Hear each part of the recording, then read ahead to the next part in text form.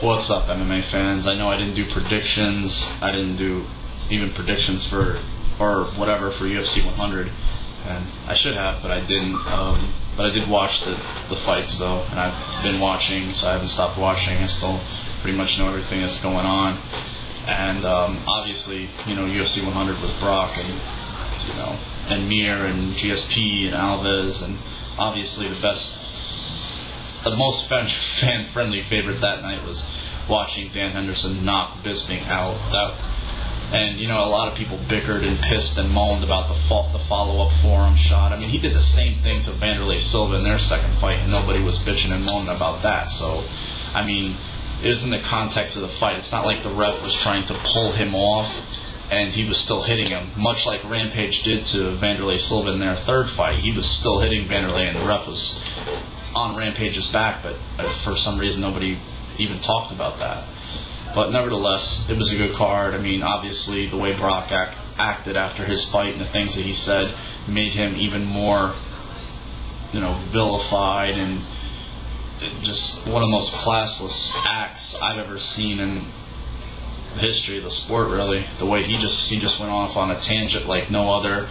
And, you know, I feel like just telling Mike Goldberg, can you stop saying pure class about every other fucking fighter that comes into the octagon, please? I'm sorry to use that word, but you know what? Some of these guys aren't nice guys. Some of them are cocky, you know what? And Brock is that. And his reprieve afterwards, and he tried to recant a lot of stuff he said, was pretty phony. And, you know, pretty clear he got a talking to after that, and, you know, he had to go be a good little boy and say what he had to say. I mean, in that moment of pure adrenaline, I'm sure he meant everything he said, and then some. But nevertheless, on to this fight, the card we got to see last night, which was a really, really good card, an underrated card. I mean, even with BJ and Anderson and Forrest on it, you know, people were kind of like, the three remaining fights are kind of suspect. But all I can say is, if you were on this card and you had competed on the Ultimate Fighter, really, except for a couple of guys, if you were on the main card, that was bad. It was a bad night for you. But the first fight we got to see was Kurt Pellegrino against Josh Neer, and all three rounds were pretty much the same. The same thing, Pellegrino standing up, but didn't really look too comfortable standing up with Josh Neer. Kind of holds his chin out a lot. I see that from Pellegrino a lot. It means he's tough, but he just kind of keeps his chin out quite a bit. He just didn't seem comfortable with Neer's range, his distance, so he took the fight to the ground. He controlled the fight pretty much for all three rounds, except for the last, like, 45 to a minute of the third round, where Neer was really pounding on him, and he's lucky there wasn't another 30-plus seconds, because I think Pellegrino was on Queer Street going south, because I don't think he would have survived that. He was even bleeding a little bit, but Neer almost caught him in I believe it was an armbar. It was a pretty slick submission, but he wasn't able to pull it off. And Pellegrino's got good jits, so, you know, if he gets a unanimous decision victory, it was a good solid win for him. Neer just came off his win against Danzig, so I'm sure they'll bring him back, find someone for him to fight. He's a tough fighter. And that's it for that one. So on to the next one, which was Ricardo Almeida against Kendall Grove. And kind of the blueprint to beat Grove, you know, has been laid, really. You know, once your chin has been labeled as suspect, kind of like Andrei Arlovsky's, you know, guys are just going to come out and say, well, the hell with it. I'm just going to go see if I can check his chin and see, you know, where, you know, if I can break some glass. And, you know, Almeida did that. He went out there and he rattled Grove with some good shots, even rushed in and caught him with a few shots, and Grove didn't seem comfortable after that, and was taken down, was pretty much controlled. He did almost catch Almeida in an armbar, which was deep, and Almeida's very seasoned.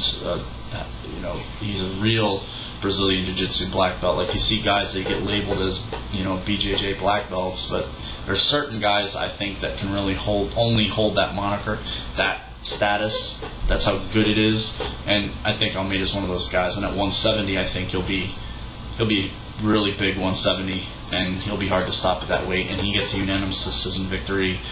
Similar to the first fight, it was just Almeida taking Grove down, controlling the fight, and Grove kind of never seemed the same after that one shot that he took.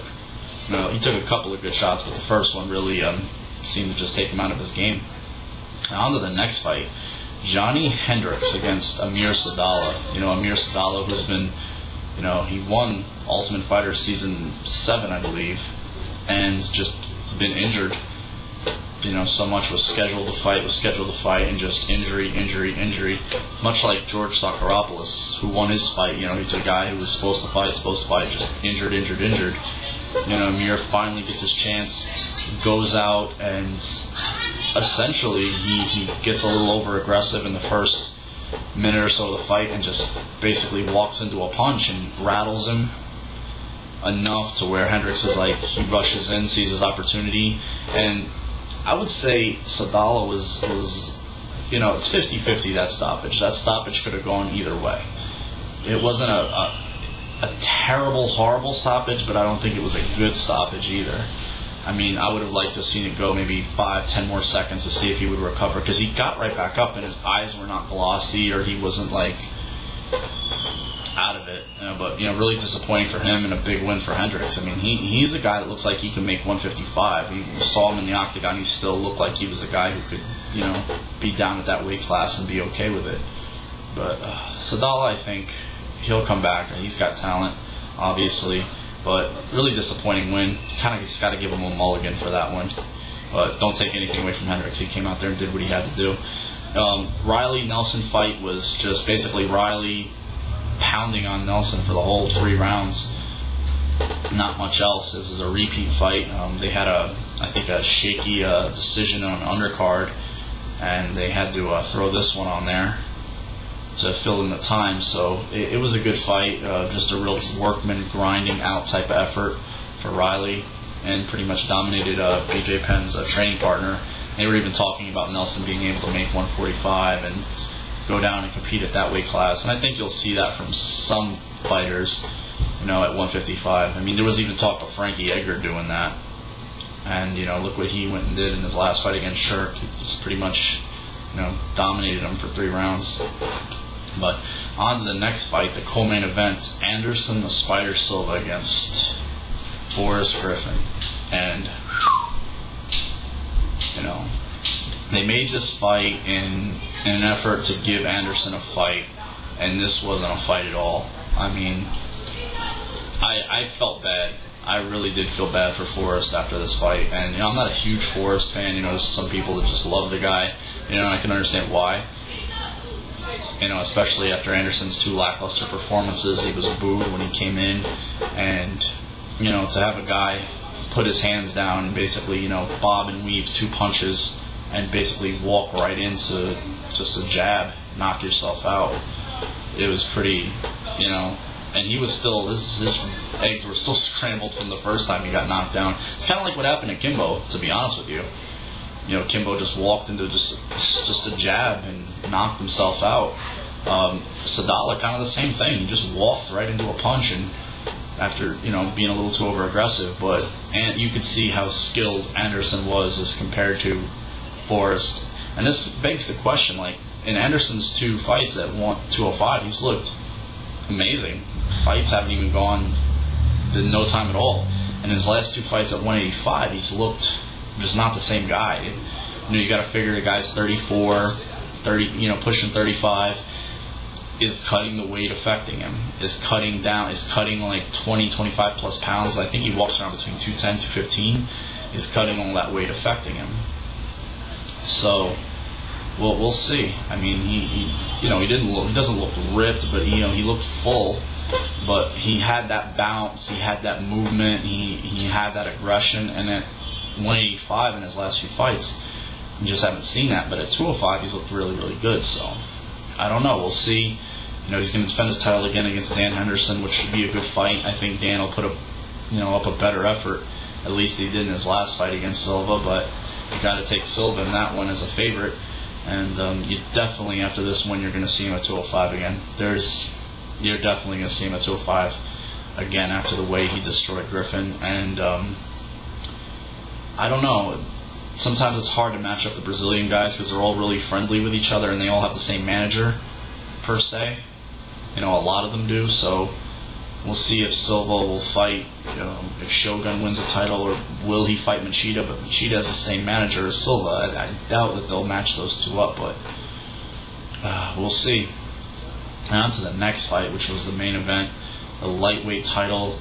And to me, there was a lot of people jumping on the Florian bandwagon for this fight, and to me, it was one of those fights where here's BJ being doubted again. It's just gonna piss him off.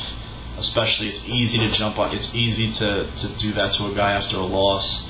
You know, especially the way he lost to GSP was just, then there was the whole grease gate thing and all that stuff, and whether that helped or hurt BJ, helped. Obviously, how much it helped GSP and how much it hurt BJ, we'll never know. But this fight, was definitely big for Penn, because if he loses this fight, it's like, okay, what is he going to do? Try to climb the ladder? Penn's the type of guy who could just say, fuck it, and retire. Or say, well, I'm going to fight at 170 or nothing. That's just the way he is. But at 155, he just seems to me like Mission Impossible. And I see a lot of ratings where they have Aoki rated ahead of him, and I don't see it. I don't see how you could take a guy who can finish a fight anywhere under a guy that just basically tries to pull flying guard and wears tights and catches submissions. Like, I don't get it. Even though Aoki's good, but I still don't get how Aoki's better than Penn. Anyway, on to this fight. And it was weird. I think Florian was trying to employ the GSP strategy of, crowding Penn, striking him with him a little bit, then clinching and trying to hold him up against the cage. Penn didn't seem uncomfortable. I was getting sick of hearing Rogan saying how BJ was gassing like every 10 seconds and how he had overtrained. Then just, when he started the fight, he said, well, we're going to see the best BJ, and all this new training helped him. I mean, make up your mind. It either hurt him or helped him, or null and void. It didn't. He is who he is. And I think he is who he is. I think you saw BJ fight at a more measured pace. Definitely, like, he exploded when he saw opportunities, but for the majority of the time, he basically relaxed a lot more and kind of picked his shots, and he let Florian. There's another thing, like, how is BJ going to gas from him defending Florian's takedown? I think Florian gassed himself out spending so much time trying to take BJ down. And Florian's wrestling isn't, Hughes was wrestling or GSP's wrestling. Well, when Hughes when he was fighting BJ back in the day, that type of wrestling. So I think it was a bad move. And I think the first time BJ tasted Penn's power, really didn't like it. And I had BJ, he won all 3 rounds. He was well on his way to winning the 4th, and then he reversed the tables, took Penn. I mean, when he took Florian down with that double leg, I'm like, Florian's not making it back to his feet. This fight's going to end. Because just the way he did it, you could just see the look on Florian's face. He was dejected. BJ was ground and pounding. He went from mount. He was in half guard. He went to mount. Stayed in mount. Had his back. Went back to mount. Got his back again. Oh, so annoying. Sorry about that. And they'll stay there and let it do that for a minute, of course. But anyway,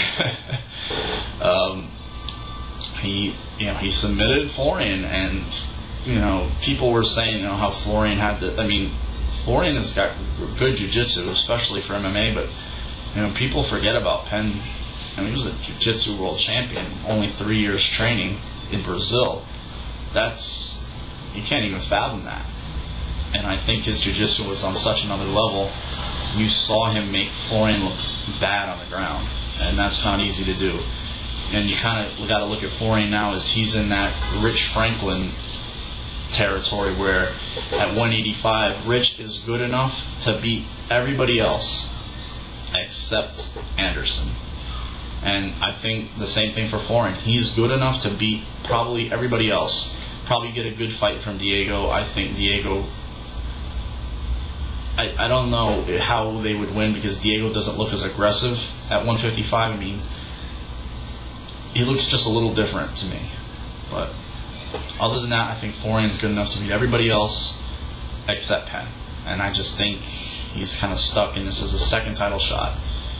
Obviously Shirk, now Penn, and he's lost both, so it really does, it's definitely dejecting for him. But Penn, okay, Diego, you want to fight for the title, there you go. Enjoy it. I don't know if it's going to turn out good for you. But nevertheless, hope you guys enjoyed the post-fight. There's WEC coming on tonight. Definitely should be good. I know you guys know I'm a Buffalo Bill fan. I'm going to get to watch them tonight too. So, and Gina Carano and Cyborg next week, which is really, really good. And then obviously Fedor signing with Strikeforce, and who's he going to fight there? Brett Rogers, Verdum, Alistar. That's pretty much it. And Josh Barnett basically buried his career. I think honestly that he never really wanted to fight Fedor, to test positive. I mean, and this is the second time he's done this to himself. He was a UFC heavyweight champion after beating Couture, and he basically failed the post-fight urinalysis, and had to vacate that title, and he left. And there's competing in Japan where they do not blood test, so you never know what was going on, and it's just really, really unfortunate that fight probably will never happen, and Barnett basically just killed his credibility, and he pretty much sunk an organization, because Affliction was going to have to pay Fedor a lot more money, and whoever was going to step up on a week's notice and fight him a lot more money, and they just were like, you know what, to deal with all the trials and tribulations of a business that we're not really involved in or well versed in, we're just kind of doing it to do it, just to show the UFC that they could.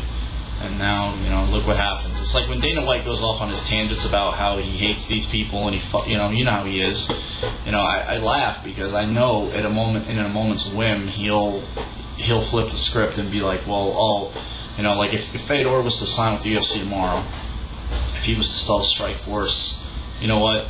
I'm not interested. I'd rather go in the UFC and fight. And there's basically only one fight in the UFC for Fedor. There's one fight, and that's Brock. And it's been the same thing for Fedor for years. Ever since he became the champion, it was Sylvia. Sylvia lost the title to Orlovsky. Well, he lost it to Mir, and Mir broke his leg. And then Orlovsky got the title. Then it was Fedor and Orlovsky.